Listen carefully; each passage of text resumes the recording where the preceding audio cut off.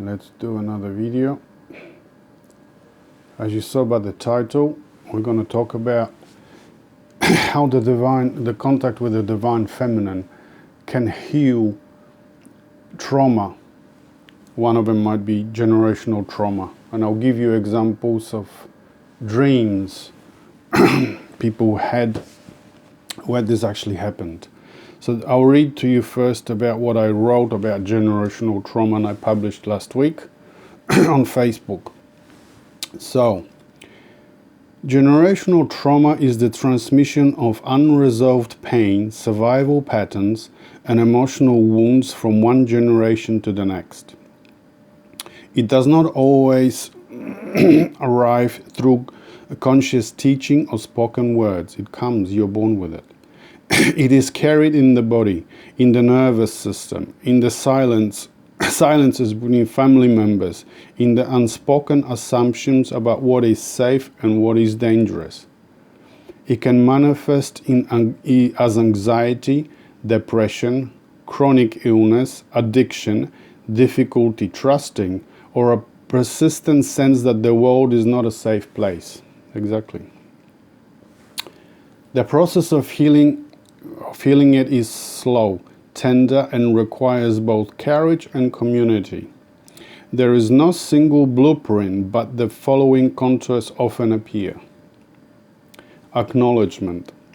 The first step is to name the pattern, to recognize that the pain you carry might not be entirely your own. This is very important to understand. You're not at fault when it comes to generational trauma. You inherited it. So it's not your fault. This is very important. This is not about blame. It is about seeing clearly without shame. You begin to distinguish between what is yours and what was passed down. Sitting with the silence between thought. The silence is not an escape. It is a space where the old patterns can be observed without being immediately acted upon. In the stillness, you can begin to feel the ancestral weight in your body without being overwhelmed by it. By stillness, I mean you find a place. I'll probably talk about it more later. You find a place, a sacred space within which you actually start to make contact with the unconscious, with your inner self, with the soul. And in that, there might be, you begin to work with it. Or it begins, the unconscious, the soul begins to work with you, and it will help you. So the silence might show you the patterns that you're not familiar with. By the way, also, I'll talk about it in a moment as well, but also having a person that provides for you that space, that safe space, in which you can talk about this safely. A person that actually knows, he can name the patterns to you that are completely unconscious to you, the emotional outburst and so on that are held in your body, and then you have a choice. You're no longer unconsciously guided by them. Your whole life revolves around, and you have a choice. Now you know the pattern, so you can do something about it. That's what I'm trying to say. Okay, so listening to the body. The body holds the memory, tension, chronic pain, a particular way of holding the shoulders, a constant state of vigilance. These are the signatures of trauma. Healing requires re-inhabiting the body, listening to the signals, learning to distinguish between the danger that is past and the safety that is here. I once knew a young woman, and her shoulders, she was a very successful work and so on, university degrees and so on, but her shoulders were always up, always like this, always. And I knew that she had some problems, probably in the family, especially with the mother, who was unfeeling and cold toward her. So she had only herself to rely on. But there was also something deeper in there, because she was German. She came from Germany. She lived here in Australia. So there is the generational, one of the traits of the generational trauma. You know, the body will tell you the shoulders are up. There's something wrong. You know, is there a danger behind me? And I knew another guy from Austria who was always like this as well. And he could not sit anywhere but close to the wall because he was afraid that there's something behind him, a danger behind him. Ritual and symbol. The mystics and shamans have always understood this. Creating a ritual, lighting a candle, writing a letter to the ancestor, writing or walking a labyrinth, speaking aloud what was once unspeakable, can move the healing deeper than words alone. This is actually creating a sacred space. You know, I've spoken about sacred space. I've made videos and I've written about it. You know, it's in all my books. What you're doing there is, again, you're creating a space. A ritual is important because you're creating a space in which you make contact with the unconscious, with the soul, yeah, with your inner self. And then it can start beginning the process of helping you along. I will share with you dreams about that divine feminine in a moment. So that's ritual. Restoring connection. Trauma isolates. Exactly. Healing reconnects to oneself, to others, to the web of relation. This is why community matters, why having someone who can witness your pain without flinching is rare and so precious. Again, here, I don't know what I mentioned, but here I also suggest having that, again, that one person that provides for you that safe space, like I do for people on my one-on-one sessions. And we can begin to the slow process of working together, seeing the patterns, so that showing you the patterns, what happens, what these are, so that once you know them, you have a choice whether you're going to react to them or not.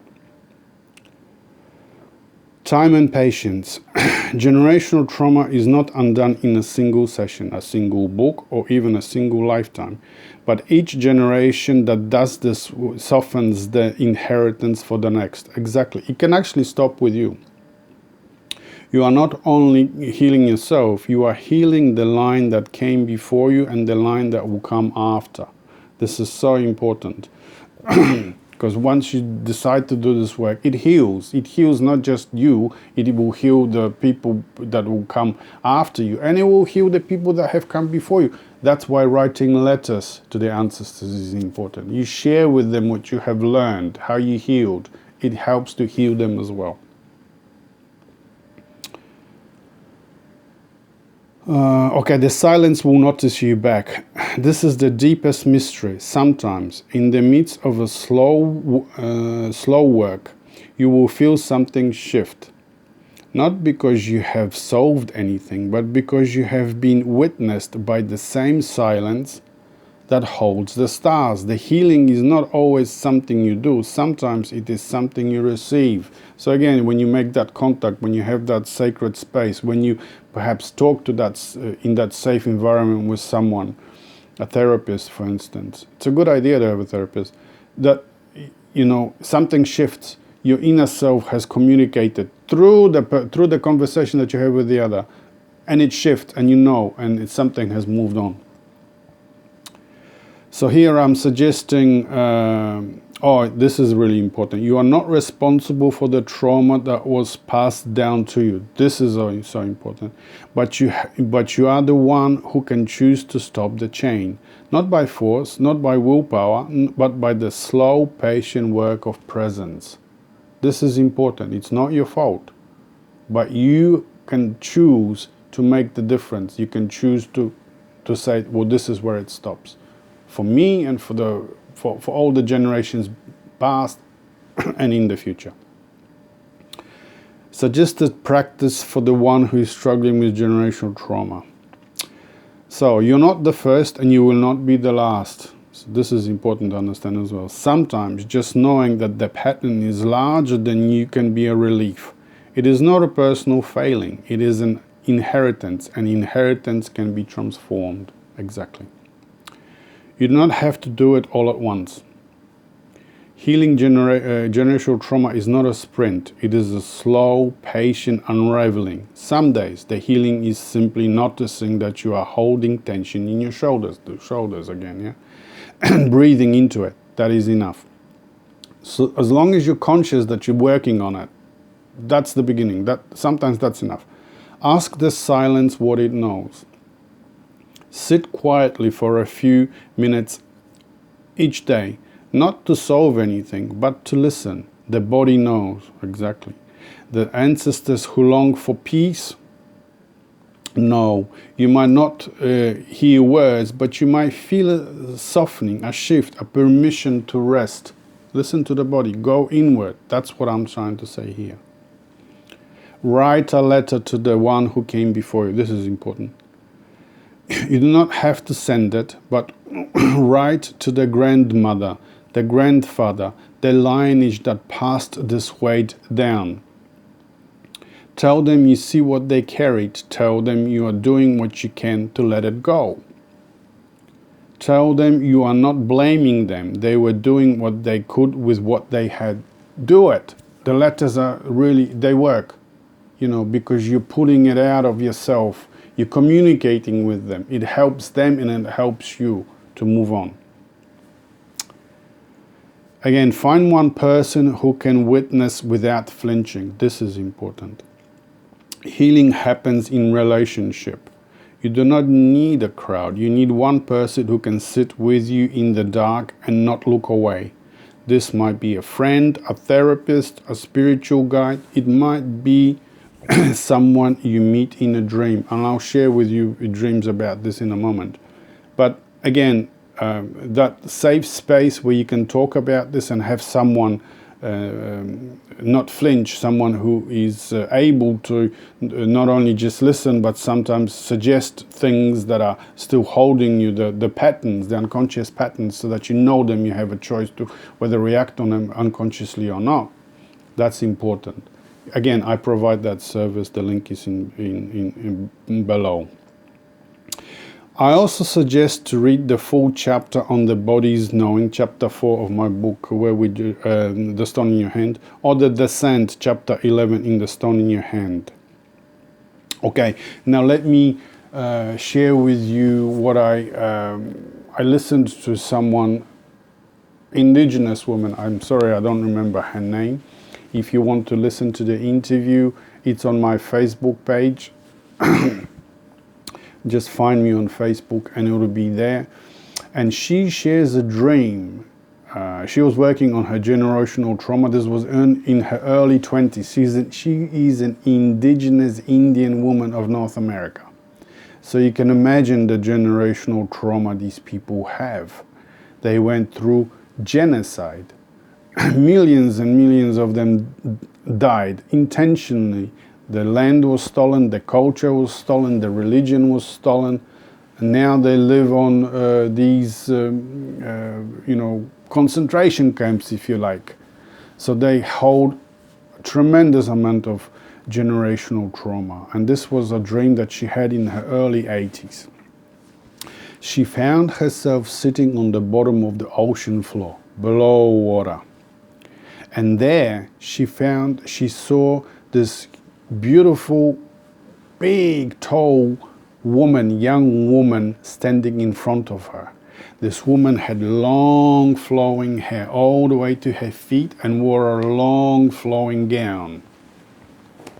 And this woman said to this indigenous girl, she said, "You are in water, and within you is the water that holds the whole universe, and it's the same water that holds the power on earth. It's the energy." So what she was referring to is the water of life within you and within me, the energy or kundalini or libido. That is the force which will help you. And she started to make these movements with her hand. She formed like a tornado in her hand, and she threw it out, and at that moment a huge wave was coming, threatening the girl, the young woman, the young indigenous woman. But this divine feminine figure, she stopped it with a movement of the hand. She froze the wave. And she gave the girl a staff, you know, like a Gandalf's staff, magician's staff. Yeah, some often those staffs are at the top of the staff, at the apex, is mounted a crystal, for instance, or a form of light with which the magician works. Yeah, so she gave her that staff, and when the wave came crashing down, and the girl said she knew the woman was not communicating through words but through thoughts in her head. She said that wave is the fear, the trauma. But because she was giving that staff, she survived. The wave didn't harm her. So this is one dream in which the divine feminine, the forgotten, or the not allowed in our culture, irrational mind. And remember me telling you about the two hemispheres of our brain? We've got one hemisphere as the rational mind and the other the irrational mind. So you got the masculine and the feminine. The masculine, like I said, is the thinking, the rational, but the irrational is the intuitive mind. Divine feminine, again, the divine feminine is our intuitive mind, or our inner self. That's what's missing in our culture. And it is this image of the goddess, of the divine feminine, or the intuitive mind. That's the, you know, the intuition is also not only the image of the feminine, but also of that stuff, which gives you the power from within you, from the body, the energy, the water of life. If you move it inwards and you listen to your intuition, it will help you overcome everything. Yeah, so it helped this woman to overcome the big wave, the trauma, the fear of the trauma that will crush her. But she survived, and she turned her life around from abuse, alcohol, drugs, emptiness in their lives, to her life's goal. And now she's helping others to do the same, to heal the generational trauma with the help of that divine woman within, with the help of the divine feminine. Yeah. So this is really what I wanted to talk to you about today, the help that you can have with, this is not just generational trauma is probably the hardest trauma to heal, but it can be done. But any trauma, any fears, any anxieties, any chronic illnesses that you have inherited, you have created in your own life, can be healed by having that safe space or with one person with whom you work on this, and by contact with your inner life, with the unconscious, with the divine feminine. The one that is going to, perhaps in your own dream, is going to give you that magical tool to help you to move on. Yeah? I've shared with you many of my own dreams. That's her, just there. See? That's her. I painted this in 1995 while I was in Scandinavia looking for my intuition, because I lost it, you know, from school and so on and studies. You lose your intuition. When you're a kid, you got it there. You're a genius. Then you go to school and we slowly are educated out of it. So this is my looking for her in 1995. All my books, the whole process of healing of my own trauma is in Where We Dream the Single Dream. I write about practically from my childhood to the present time of how I went about recovering this divine feminine, this intuitive mind that helps me. I couldn't do any of this work without it. You know, it gives you that, if you have tapped into your own unconscious, to your own energy, to your own water of life, it will help you with everything. Not just with overcoming trauma, but find your own purpose to life and help others to find theirs. Yeah, to heal them, to not only heal a single person, but the whole community, the whole population of our planet. Because we are all interconnected. So if you heal one, if you heal one branch, the whole tree heals. Okay, so that's what I wanted to share with you today, and thanks for listening, and I'll see you on the next one. Bye.